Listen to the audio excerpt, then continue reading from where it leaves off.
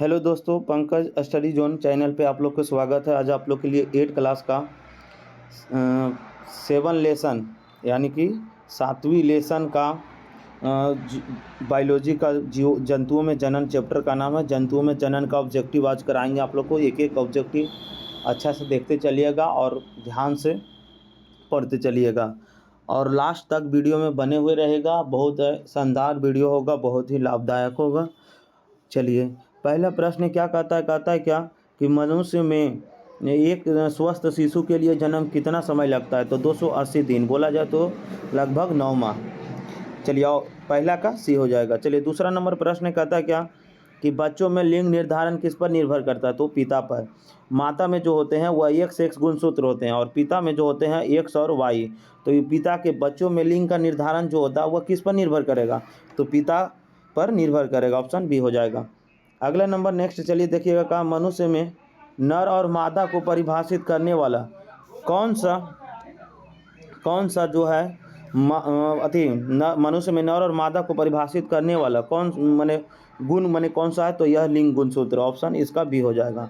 अगला नेक्स्ट चलिए देखिएगा, कहता है क्या कि निम्न में से कौन सा जनन अलैंगिक प्रकार नहीं है? तो यह जो है कौन सा अलैंगिक प्रकार जो है वह नहीं है? तो इसमें जो हो जाएगा ऑप्शन बी हो जाएगा। जो फूटना जो है से वह हाइड्रा एक अलैंगिक का प्रकार नहीं है।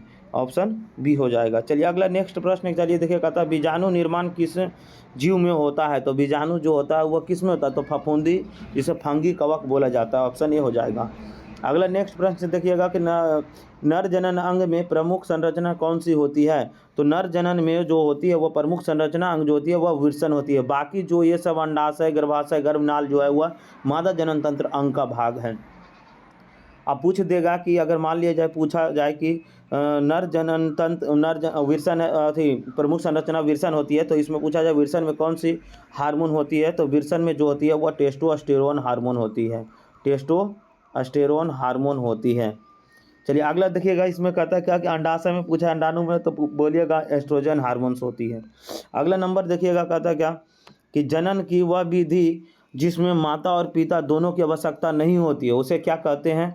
तो उसे अलैंगिक कहते हैं। अलैंगिक में केवल एक ही जो होता है लिंग का निर्धारण मतलब कर लेता है निषेचन की क्रिया, उसमें नर और मादा दोनों की आवश्यकता नहीं होती है। अगला नंबर, बच्चों को लिंग किस पर निर्भर करता है? तो पिता के शुक्राणु पे। और पिता के शुक्राणु कहाँ बनता है? तो ये विर्सन में बनता है। चलिए अगला प्रश्न देखिएगा, क्या कहा कि स्पर्म जो होता है यानी कि शुक्राणु का कार्य क्या होता है? तो ये अंडाणु से मिलकर भ्रूण का बनाना।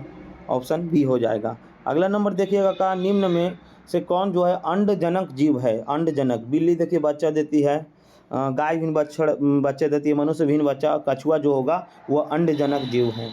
ऑप्शन सी हो जाएगा। अगला नंबर देखिएगा कि सरीसृप में जनन किस रूप में होता है? तो अंडे देकर होता है। सरीसृप जो होता है, जैसे सरीसृप जीव में जैसे आपका सांप हो गया, फिर उसके बाद में छिपकली हो गया, ये सब सरीसृप जो वर्ग के आते हैं। चलिए अगला नंबर देखिएगा, कहा कि शिशु के पोषण के लिए किस संरचना का उपयोग होता है? तो शिशु का पोषण के लिए जो होता है वह संरचना का उपयोग जो होता है वह पोषण के लिए, भोजन के लिए, तो वह गर्भनाल है। अगर पूछ देगा कि शिशु के जो होता है, शिशु का भ्रूण का विकास जो होता है वो कहाँ होता है? तो गर्भाशय में। चलिए अगला नंबर देखिएगा कि मादा जनन अंगों में अंडाशय का कार्य क्या है? तो मादा जनन अंगों में जो अंडाशय के कार्य है वो अंडाणु बनाना। ऑप्शन बी हो जाएगा। अगला नंबर देखिएगा, क्या कहा कि निम्न में से कौन जो है अंडजनक नहीं है? कछुआ अंडजनक है, सर्प अंडजनक है, मछली अंडजनक है, तो मनुष्य जो होगा वह अंडजनक प्रजनन जीव नहीं है। अगला नंबर देखिएगा, बीजाणु निर्माण किस प्रकार का जनन है? तो बीजाणु जो होता है वह किस प्रकार का जनन है? तो वह अलैंगिक जनन है। ऑप्शन बी हो जाएगा। अगला नंबर देखिएगा, कहा कि निम्न में से कौन जनन एक प्रकार है? तो जनन का एक प्रकार है, तो जनन जो होता है एक लैंगिक जनन का एक प्रकार है। ऑप्शन बी हो जाएगा। अगला नंबर देखिएगा, जनन किसे कहते हैं? तो नए जीवों का निर्माण करना जनन कहलाता है। अगला नंबर देखिएगा, स्पर्श करने पर हाइड्रा में कौन सी क्रिया होती है? तो हाइड्रा में फूटना एक प्रक्रिया होती है। अगला नंबर, मनुष्य में निषेचन कहाँ होती है? तो मनुष्य में निषेचन जो होती है वह डिम्ब वाहिनी में, जिसे इंग्लिश में फिलोपियन ट्यूब बोला जाता है।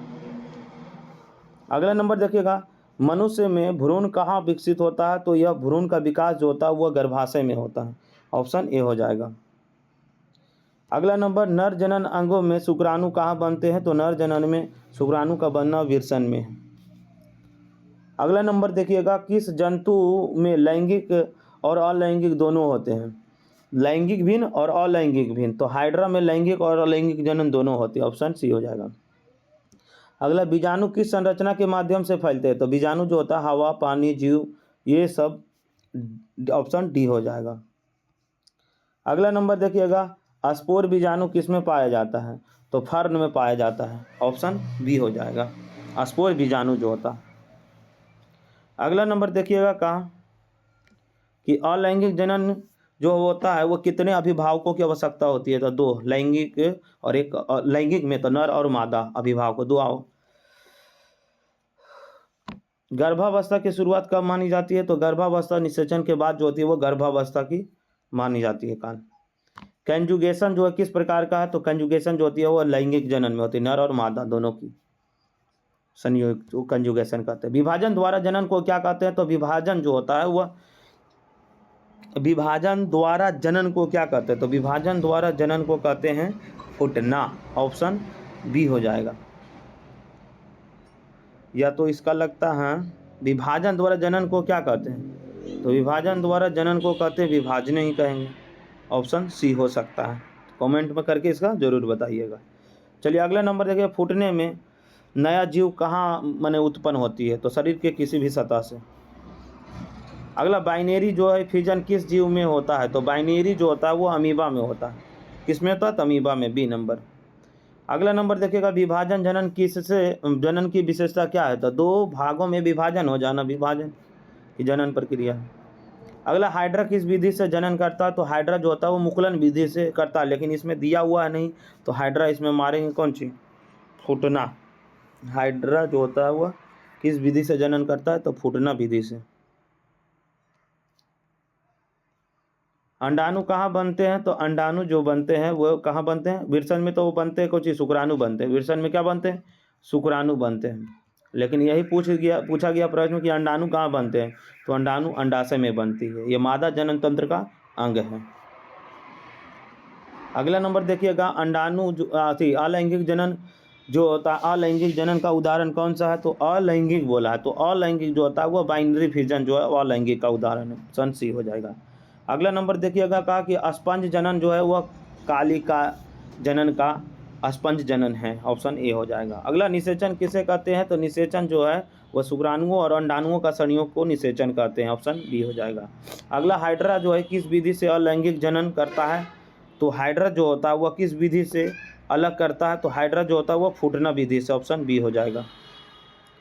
अगला नंबर देखिएगा, कालिका जनन द्वारा जो जनन किस में होता है? तो कालिका जो होता है जनन अभी बताए थे। Option A. स्पंज में आलता तो कालिका जनन। ऑप्शन ए हो जाएगा इसका। अंडाणु, चलिए आखिरी प्रश्न होगा, अंडाणु का आकार कैसा होता है? तो अंडाणु का आकार सूक्ष्म और गोल होता है। चलिए वीडियो अच्छा लगे तो लाइक और शेयर जरूर करें और कमेंट करके ज़रूर बताएं कि वीडियो कैसा लगा। धन्यवाद।